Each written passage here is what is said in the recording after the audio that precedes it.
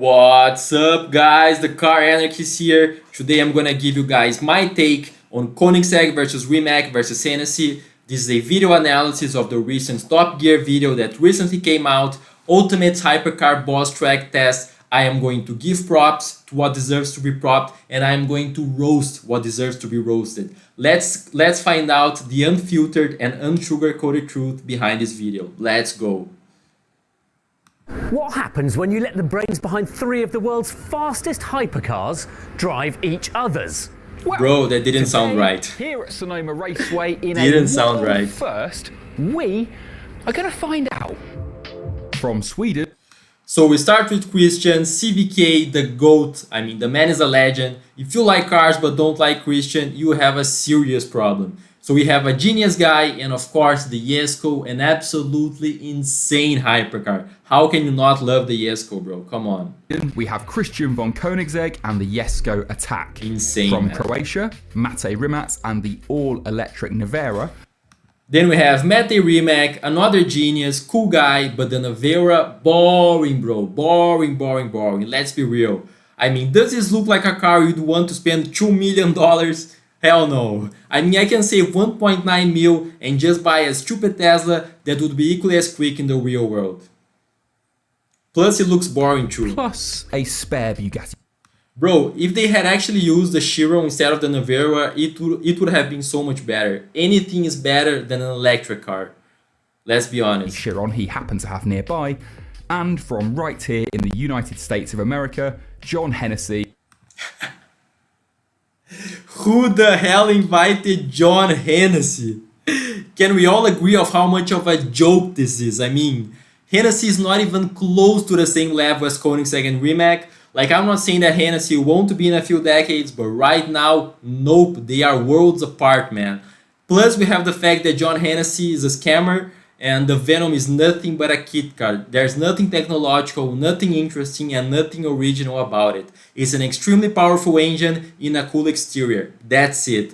Plus, the Venom is not even a fully homologated production car. You have to buy it and show and display title, and theoretically can't even drive more than 3,000 miles per year.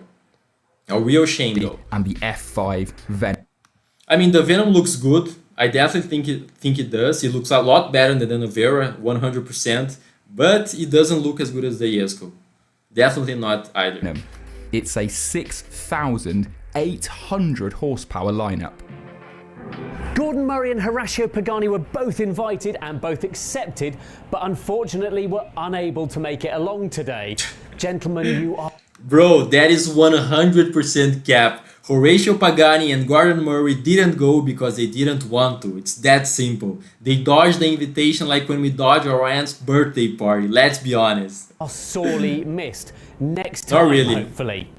Never going to happen, man. Can you actually imagine Horacio Pagani just hanging with the other guys and driving the other brand's cars? Nope, never going to happen. Not with Horacio. So here's how this is going to work. After the CEOs have all done their test drives, we're going to sit down, have a big debrief, and then answer the biggest questions in motoring. So let's get stuck in. Welcome to Top Gear's boss level. The first problem was that by the time all three cars and the brains behind them are... Bro, we gotta give props to Top Gear for pulling this one off. I mean, truly epic to be able to gather the three CEOs and their cars, close down a track. Damn. Up and get the guys in the really cars. impressive. So, John into this one. We did Top Gear is Top Gear, right? Of putting each company's... So first we have John Hennessey, who is about to drive the Jesko, and man, he's about to understand what it's like to drive a real hypercar. This is not going to be good for his ego. Driver in the passenger seat, just for a little bit of advice on how to control three of the world's most powerful street cars. Oh yeah. Bro, he barely started driving and it already sounds so insane. So, not hanging about then.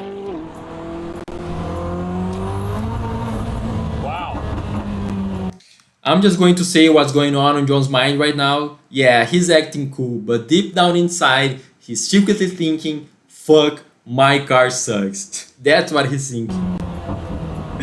Bro, he he knows that the Venom is not on the same league as the Jesko. He knows. Power comes on, it comes on. Very impressive. If he didn't know, now it's confirmed. Very neutral balance. Transitions very nicely. Trying to act cool. Top gear. Koenigsegg's the real deal. You knew that. Now I know that. Let's see what he says. My coach here, he kind of turned the traction control off a little My bit for me. coach. It's a little intimidating. Well, you'd be unsurprised to learn that it's triggered every noise meter going as soon as it went out. Good, that's what it should do, right? Yeah. A car like this should be outrageous. You know, it's... Yeah, that's the problem. It should be outrageous, and the Navera isn't. It's raw, but it's actually pretty... Like, I'm not a big fan of the Venom, but it's definitely outrageous, right? Pretty refined car too, you know, so it kind of has the dual personality, whereas F5 is kind of raw all the time.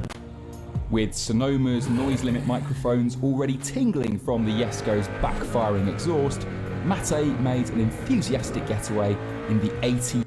Now we have Mate Rimac driving the Venom, and man, by the time he's done driving it, he's gonna be like, yeah, we did right with the Navera. Like, he's gonna be partially convinced that making an electric hypercar was the way to go, but his mind will change when he drives the Jesko. 100 horsepower Hennessey.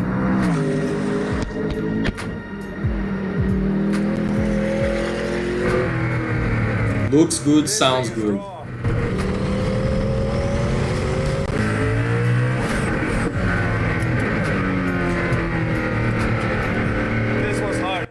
I mean, let's be honest here, like, Mate, he's having fun, but he doesn't seem very impressed. Yeah, you see, Mr. That's the Rats, impression. driving fast and talking to a camera, it's not as easy as it looks. So here's some tire. Bro, the Venom sounds really good too, right? But it's that classic American V8 sound. Like, I think what really distinguishes the Jesko sound is that the sound is truly unique. Truly unique. No other car sounds like it. But the Venom sounds good too. Sounds good. The passenger told him to brake. That's funny.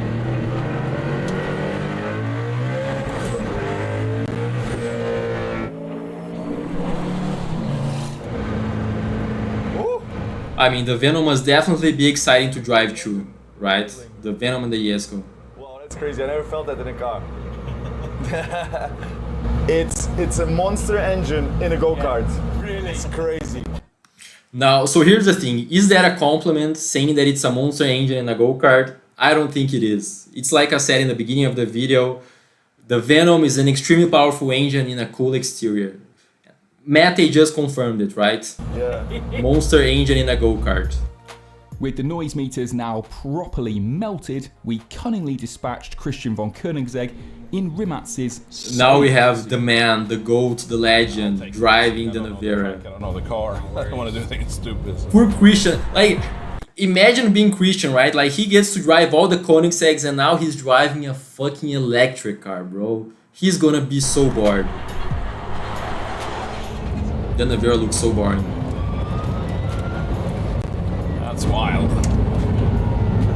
It's really crazy. The man just said that's wild and really crazy in the most understated way possible. He's so chill, man. Like, he looks like he's going for a walk in a park and not driving a 2,000 horsepower car, man. That's so funny. He's so bored. He's so bored. I mean, how would he not be, right? Nice. Yeah, the region is really nice. Who cares? You don't spend $2 million because the region is nice. I mean, you just feel at home immediately. Hey, Christian. Hey, How was that? it was very nice. Yeah. The Very Jesko in the background. predictable, very easy to drive, fun, powerful. Like, bro, the way he described the Navera experience says everything, right? Like, if you didn't know he just drove a 2,000 horsepower car, you would think he was describing how it is to drive a freaking Golf, bro. That's how unexciting the Navera is. Like, yeah, easy to drive, fun, powerful. What the hell, bro? That's not how you describe a hypercar experience. Mate had found the keys to the Koenigsegg, so the peace didn't last very long. Now we have Mate Rimac about to drive the Jesko, and man, he is going to be impressed this time. Bro, you can immediately tell like he's having more fun. The first few laps doesn't really apply to than the Venom. It's crazy how fast the response is, even for a turbocharged car. The Jesko is too insane. Different level. Let's go! Bro, you can absolutely tell Mate is impressed. Before he was like, yeah, we did right with the Navarro, but now he's thinking, holy shit, this is next level. Now he knows, bro. Now he knows. Yes. Bro, I think he will be regretting his decision of making an electric hypercar. I like it. My car's free. Bro, the Jesko sounds too good, man. It sounds so insane. The way the engine revs and the combination with the gear shifts. Like, I'm just gonna say this, right? There isn't another turbocharged car in the world that sounds as good as the Jesko, period. If you know anything about Mate Rimac's life story, you'll be aware his formative driving experiences were learning to skid about in an E30. Man, one thing I will say about Mate is that out of the three guys, he's the most genuine, and he really looks like he's just trying to have fun and absorb the experience, which I think is really cool. He's the most genuine for sure. CEO. Isn't this exactly he's who having you fun, want man. running a supercar company? Or two? It's like a motorcycle. Like, I never experienced this. Like, when we started off, I told him immediately, give me manual and like turn off the auto shift, because that's what I always do, I want to shift myself. Yeah. And then it's like immediately in the rev limiter, and like you can't think and shift that fast. So you actually have to turn on this auto shift, which as soon as you are in the rev limiter, it goes to the next gear. Because like it has 9 gears, so the difference between the ratios is so small, and the engine is just going, and the gearbox like just bang, bang, bang, bang, bang. I think you need a bit more time with the car to learn it, but it's incredible. And it's a big difference between the Venom and this car. It's a big difference. Now, this is very interesting. Now, notice how he didn't say they are very different. He specifically said there is a big difference, which has a totally different meaning. He's basically saying what we already knew. Like, he was unimpressed with the Venom, and now with the Jesko, he is impressed. He is very impressed, man. Excellent. Yeah, he's basically saying that, the Jesko is levels above the Venom. That's what he's saying. Yeah. In a subtle way, of course. It's making quite a lot of noise out there. It's getting us in a little bit of trouble. But that wasn't going to stop us. Next up, Mr. Vonk. Now we have the man, the legend, again driving the Venom. Koenigsegg Let's tries go. America's hypercar for the very first time, and I think he was having to concentrate quite Bro, hard. he looks so awkward. It's like he doesn't understand what's going on. He's trying to get a feel for the car. Understand its behavior, power delivery. Man, look at his face. Bro, like, can you imagine, like, he's used to driving the Jesko and now he drives the Venom. Like, imagine the difference in the shift times, man. Like, the Venom takes like 3 business days to shift. Imagine being used to driving the Jesko, man. Hennessey's crew showed up with their The gear cars shifts of the tanked Jesko are instant. with E85 ethanol, so the engine was developing its peak 18. I'm just gonna say one thing, like, I don't really believe that the Venom is 1800 horsepower quick. I definitely don't. And one very funny thing is that, bro, Hennessey lies about their performance numbers, right? Like, I remember one time going in their website and they claimed 0 to 200 with the Venom in 4.7 seconds and 0 to 400 in like 15.5. Bro, that is 100% cap. Bro, this is not even close to these numbers, man. Like, Hennessey lies about their performance numbers. That's crazy. Like, they actually lie about it. Though Sonoma, like... The Venom probably does like 0 to 200 in like 7 seconds, right? Like 6.5, 7 seconds, but 4.7, bro, that's Nevera quick. No way. Most no racetracks way, no just doesn't have long enough. Not even if it had like 3,000 horsepower, it Any would of do these that. cars run flat out for long. It makes you wonder where owners plan to use them. Anyway, like Mate, Christian enjoyed the Venom's lumpy, vibrating idle. Wow, it's cool how the whole thing kind of moves with the engine. Bro, like, That's thunder. both him and Mate, that's the only good thing they said about the Venom is that it's cool that the whole car shakes. That's basically it. The only good thing. Very cool. I mean, the That's first surprise, of course, how stiff the brake is. It's unassisted, so that was like, okay, getting used to. Like, ooh, wow. And then you get kind of the hang of it. Yeah. Like a bit old school brutal shifting, which is fun. It brings back good. Bro, you gotta give it to Christian. The man is a true gentleman, right? Like, bro, he's sugarcoating it so much. Like, instead of saying the truth, which is like, yeah, the gear shifts are painfully slow, he says that it's like old school brutal shifting. Bro, he's sugarcoating it so much. That's a nice way to say it, though. Memories. It's like. But yeah, he's basically saying that the shifts are slow AF. That's what he's saying. Yeah, exciting experience. Yeah. We got into full power in a few sections. I took it quite easy to begin with, but really fast. And Really here's fast. something I probably never thought we'd ever Bro, the see. way he described it's so Hennessey funny, man. Being impressed by an Both the Nevera and the Venom. Yeah, that feels really good. Still got plenty of frickin' power. Like, can someone explain to me what does it mean? Like, he's driving a car and he says it feels really good. What feels really good? And what does that mean? Please, someone tell me. The motors have a cool sound. This Like- is authentically Bro, the absence of noise from the Nevera is deafening, man. the way that the Holy motors shit. sound under power, which I think it sounds cool. Okay, let's get one thing straight here. A car that doesn't have an internal combustion engine doesn't sound cool, okay, period. The Nevera has a sound. Yes, it kind of has a little bit of sound, but it doesn't sound good, no way. Obviously, any test drive of a hyperquick EV isn't complete without trying a full-bore launch control start. Now your launch control. Okay. 3, 2, 1, go. Oh yeah. Bro, the launch of the Nevera must be actually insane, though, I'll give you that. Your breakfast there, John. I mean, it's the quickest car in a straight line, like, we all know that. Are you now an electric man? I've been an electric man. I've owned a Tesla Plaid. Yeah. And this is a Plaid, not just ×2, but this is so fast. Is it? So this is the problem with the Nevera, right? Like, why would you spend $2 million just to buy the quickest car in a straight line? Because that's all you get, right? It's all straight line performance, but there's no emotion, no connection, there's no excitement.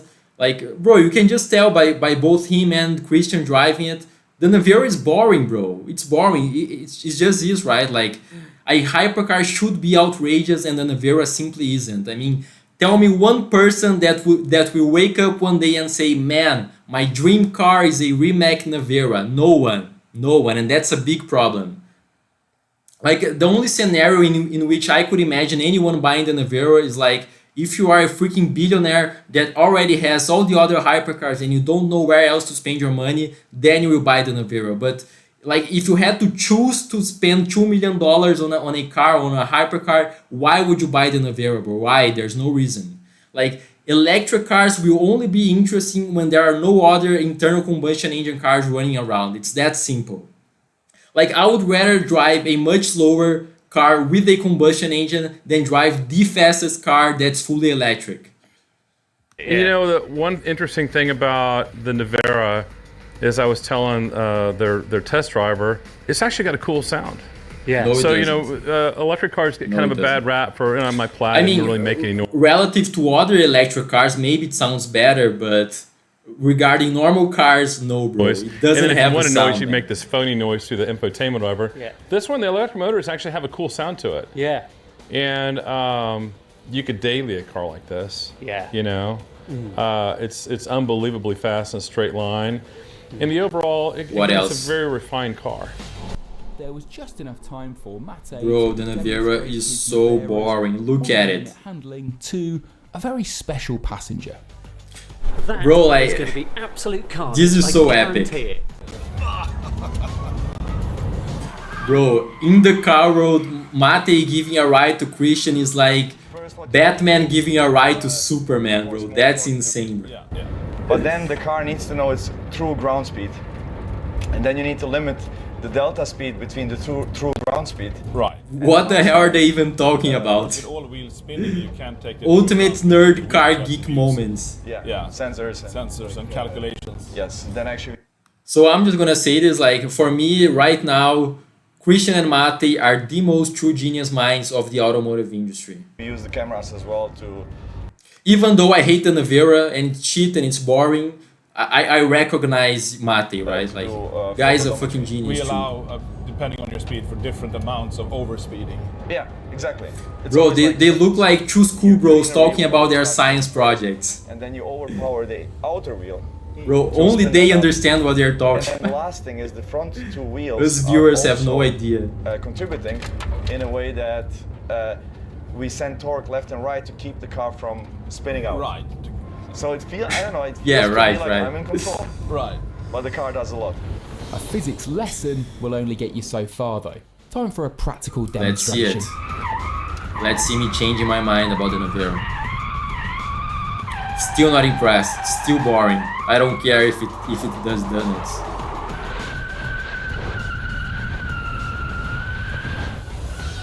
That's nice. That's nice. It looks like they enjoyed that, and most importantly, all the bosses and their cars are in one piece. So that's the end. So here's the thing. Was this actually the ultimate hypercar boss track test? No, it wasn't. Like, the Venom shouldn't be here because it's not on the same level, right? And the Nevera also shouldn't be here because it's too boring, bro. I mean, it's a hypercar battle, right? So the real hypercar battle would be Koenigsegg Jesko versus AMG 1 versus Valkyrie. Now that would be actually the ultimate hypercar boss track test, bro. And it would be so insane if it was actually possible to pull it off. But yeah, we know it's never going to happen. But yeah, Jesko versus Nevera versus Venom, no. It should be Jesko versus AMG 1 versus Valkyrie.